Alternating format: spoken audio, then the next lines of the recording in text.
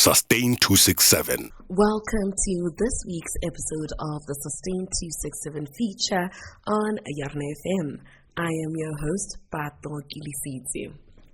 Today we are in conversation with Chief Economist and Head of Strategy at the UNDP for Africa Bureau, Dr. Raymond Gilipin. We are talking the Middle East conflict and its implications for Africa, which is also the title of the joint policy brief by African Development Bank, United Nations Economic Commission for Africa, and United Nations Development Program.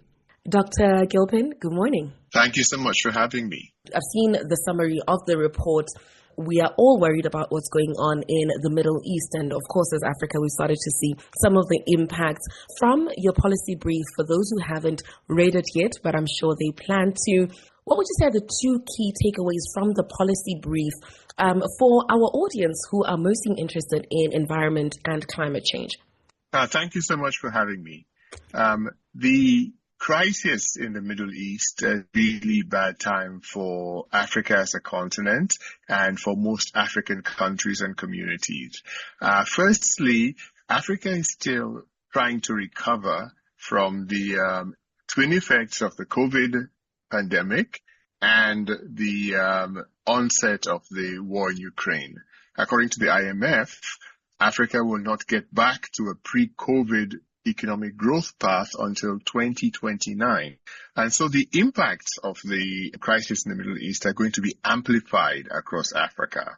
It's going to be particularly worrisome even on the climate and environmental side because the climate-induced shocks that many African communities have endured, particularly over the last year and a half, are still affecting communities and households. And so when we start seeing rising food costs, when we see fertilizer costs going up, fertilizer availability being put in question at a time when the planting season is just starting, we know that food security is a challenge. When we see global capital market beginning to tend downwards, two things are going to happen. Firstly, the cost of capital, the cost of all the resources we need for climate adaptation, climate response is going to go up. The availability of those resources are also going to be come in question. Thanks. I think one of the things that was quite surprising for me when I read it, even though I am from a farming family and we do quite a bit of farming, I hadn't thought about fertilizer in particular. The summary that I read was quite prescriptive. There was short-term, medium-term, and also long-term. If there were two things that, if an African was to read that report, you want them to take away from it, what would it be? The first is that African communities and countries cannot succeed alone. There has to be a lot more regional integration and regional trade if African countries are going to make any headway in the face of increasing costs and also in the face of trade disruptions because of what is going on in the Middle East.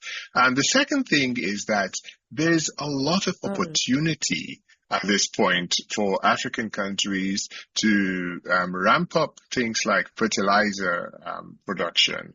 African countries have the potash. African oil-producing countries have the urea, and African agricultural economies have the capacity to produce. And so this is a great opportunity for Africa to step up. It's also a great opportunity for Africa to revisit things like food security. Because while we have food deficits in some countries, we do have surpluses in others. The key issue then becomes how do we connect the supply with where the need is the greatest, or where you have deficits in food availability. So that's one thing that I'd like countries to African countries and African citizens to focus on. The second major thing would be that, the days when we looked at climate as an add-on, climate as something additional to consider should be over, because the climate-induced shocks that are continuing to constrain many African countries are A, not going to go away, and B, they're not going to solve themselves. This is an opportunity for African countries to say, what are we going to prioritize? And the answer should be African countries being able to prioritize growth paths that not only ensure prosperity for African countries and stability for African communities, but also planetary resilience that ensure that the environment and the climate related issues are also being addressed. Thank you for putting it so clearly, because I think one of the main conversations that has been going on right now has been, how can people talk about climate action or environment at a time where there are wars breaking out with the crisis in the Middle East? Thanks for bringing those two together so neatly in a way that's also very relatable when it comes to what does that mean for development. Now, we are just about out of time, and as you close, what is your call to action? All of this information sometimes feels a bit overwhelming. We're talking big economies, we're talking the Middle East, which most of us haven't been to, although we are affected by it. What is the call to action? I think there are three calls to action. The first is we have to be engaged, we have to be involved, because what happens in far-flung parts of the globe affect us in a really important way. Since the current crisis started, over 29 African currencies have depreciated. In half of the continent, we have seen inflation increase by over 25%. That's going to hit the family budgets, and that's going to hit the growth prospects for communities and countries. So we have to be involved and engaged. The second call to action would be that we really have to ensure that we situate issues relating to climate and the environment in the policy dialogue. And not just as another talking point, but as ways to say we can find ways to farm that also protect the environment. We can ensure energy security and not compromise the environment that we live in. We can go towards manufacturing in a way that is climate friendly. We must ensure that we keep this on the agenda. And the third call to action would be over the longer term. Africa is stronger together.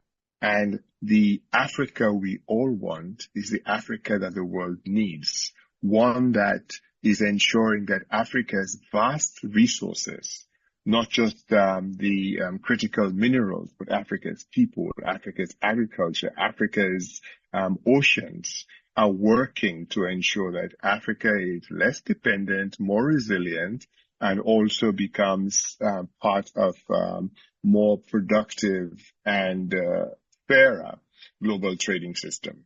We have to be engaged, we have to be involved, and Africa is stronger together.